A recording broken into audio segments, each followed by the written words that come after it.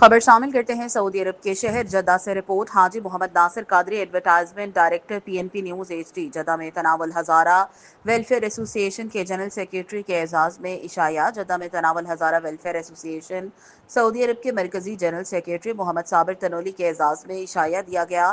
اس تقریب میں فورم کے عہدیداران اور زونل انچارج کے علاوہ ہزارہ وال اوورسیز فورم کے رہنماؤں نے بھی شرکت کی۔ تقریب سے خطاب کرتے ہوئے chief organizer Tanawal Hazara welfare association Ali Waris Khan, صدر Jeddah region Azam Awan, chairman Hazarawal overseas Pakistan اس فورم چودھری دلپذیر، صدر Chaudhry Noor ul Hassan Gujjar, secretary information Atif Tanoli, finance secretary Imtiaz Qureshi اور دیگر نے کہا کہ محمد صابر تنولی کی جدہ آمد سے تنظیم مزید فعال اور منظم ہوگی۔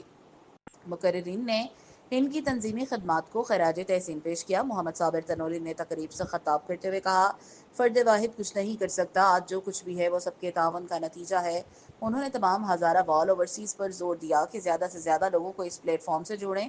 تقریب میں سعودی عرب کے قومی دن کی بناسبت سے کیک بھی کاٹا گیا، جبکہ پاک سعودی دفاعی معاہدے پر خوشی کا اظہار کیا گیا اور پاک سعودی زندہ باد کے نعرے لگائے گئے۔